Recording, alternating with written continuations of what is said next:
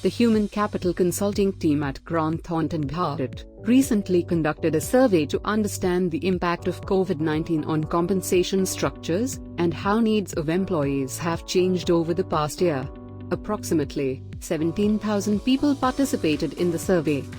Over 40% of the survey respondents faced salary cuts, and 53% said that their organizations witnessed higher attrition rate than the pre-COVID-19 levels. Interestingly, almost half of the survey respondents said that they would like higher fixed salary, even if their total pay reduces. Over 40% of the respondents from the survey confirmed that their total pay decreased as an impact of COVID-19. We saw that this impact was a lot more pronounced in the mid-size organizations, which had lesser than 1,000 employees. From a sectoral perspective, we saw this impact to be less pronounced in the consumer-led businesses, which showed a lot higher resilience to COVID-19. However, sectors such as real estate and infrastructure were a lot more adversely impacted. Almost 1/3 of the respondents from the survey, they experienced a reduction of over 20% in their fixed pay. And this again was led primarily by sectors such as real estate, infrastructure, as well as hospitality. Interestingly, almost 40% of the respondents experienced no change in their fixed component, even though their overall pay decreased. This led to the inference that the variable component of the pay mix is what has taken a lot greater hit.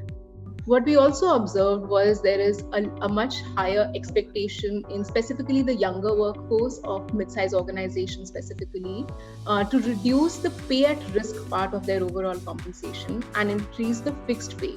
COVID-19 has transformed employee needs.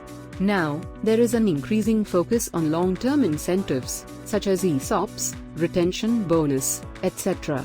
Employees are also eyeing benefits, such as work from anywhere, insurance, and allowance for office setup at home.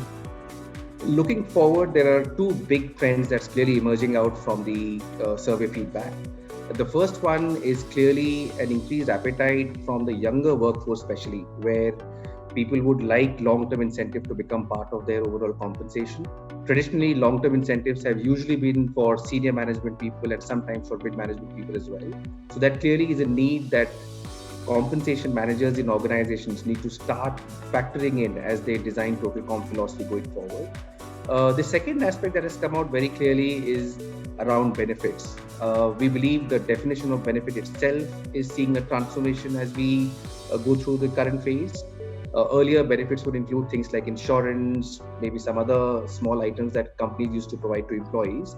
Now, benefit has gone beyond into realms of working from anywhere flexibility, even more demand from flexible timings, support provided by organizations for people to set up home offices. So all these three areas are increasingly becoming aspects that employees would like companies to offer, which means from an employer perspective, one needs to relook at the definition of total compensation. How do you change compensation levels for people who are making these different choices of how they would like to work from a company is becoming imminent and something that would change the way compensation is looked at around the world. Our survey also revealed that the majority of employees want organizations to relook at strategy, operating structure, and performance evaluation framework. However, only 42% said that their organizations have already done so. In addition to relooking at the compensation philosophy, it's very important for organizations to relook at their business model itself. We are increasingly doing a lot of work with our clients in having to redefine their strategic intent. Does it need any tweaks given the new variables that have come in our world? How do we ensure that the strategy that's there in the minds of the leaders of the organization is commonly understood and consistently understood across all tiers in the organization? Does one need to relook at the performance architecture all over again compared to what companies used to do earlier? And finally, capping it up with systems, HR policies, which will support the kind of changes both on strategy as well as at a personal level that people are going through.